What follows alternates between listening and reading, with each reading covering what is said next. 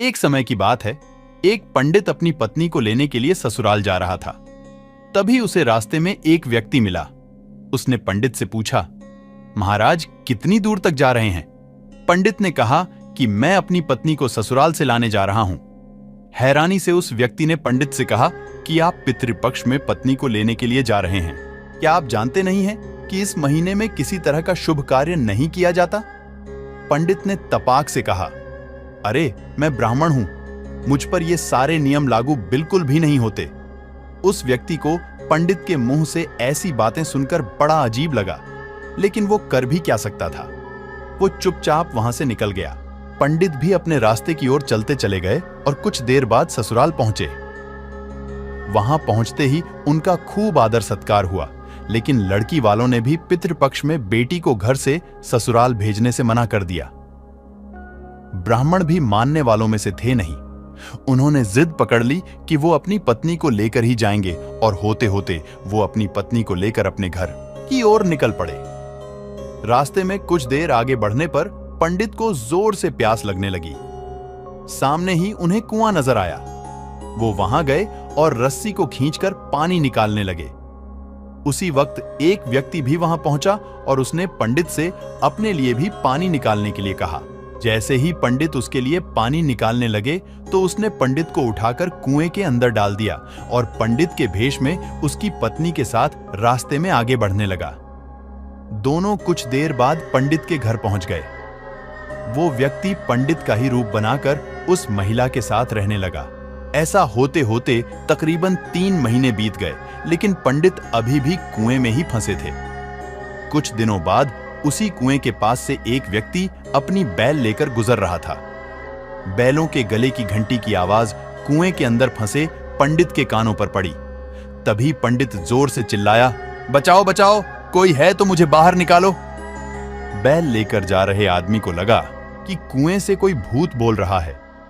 फिर भी वो हिम्मत करके कुएं के पास गया और पूछा, कौन हो तुम? पंडित ने कुएं के अंदर से ही उस व्यक्ति को अपने साथ हुई पूरी घटना के बारे में बता दिया। सब कुछ सुनकर उस इंसान का दिल भर आया और पंडित को कुएं से बाहर निकाल लिया। कुएं से निकलते ही पंडित फटाफट अपनी पत्नी से मिलने के लिए गांव पहुंच गया। वहां जाते ही उसे पता चला कि उसी के भेष का एक इंसान गांव में रह रहा है। पंडित ने अपने पिता को बताया कि मैं आपका असली बेटा हूं। इसने मुझे कुएं में धक्का मार दिया था और मेरा रूप लेकर यहां आ गया है। यही बात पंडित पूरे गांव वालों को बोलने लगा, लेकिन किसी ने उसकी बात पर भरोसा नहीं किया। बात इतनी बढ़ी कि राजा के पास तक पहुंच गई। राजा ने पूरा मामला सुनने के बाद एक बड़ा सा चबूतरा बनवाकर पूरे राज्य के लोगों को बुलाया। साथ ही एक लोटा भी वहां रख दिया। जब सभी लोग वहां पहुंच गए तो राजा ने दोनों से पूछा, तुम में से असली पंडित कौन है? जवाब में दोनों ने कहा, मैं असली हूं, मैं असली हूं। इस बात को सुनते ही राजा ने कहा कि जो भी जल्दी से इस लोटे में घुसकर बाहर निकलेगा उसी को मैं असली पंडित घोषित कर दूंगा।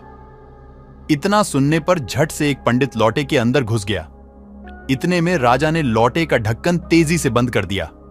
लोटे के अंदर बंद होते ही वो चिल्लाने लगा कि राजा मुझे माफ कर दो, मैं आगे से ऐसा कुछ नहीं करूंगा। इतना सब देखकर लोग समझ गए कि असली पंडित कौन है। सबको पता चल गया कि वो भूत था जो लोटे में घुस गया था। वह भूत पंडित को सबक सिखाने के लिए उसका रूप बनाकर उसी के घर में रह रहा था, क्योंकि वो पितृपक्ष में शुभ कार्य कर रहा था। कहानी से सीख, बड़े बुजुर्गों द्वारा कही गई बातों के पीछे कोई न कोई वजह छिपी होती है। इसलिए शुभ कार्यों को पितृपक्ष में नहीं किया जाना चाहिए। बुजुर्गों के अनुभव के आधार पर ही कुछ समय के लिए पितृपक्ष के दौरान शुभ कार्य करने से रुक जाना चाहिए।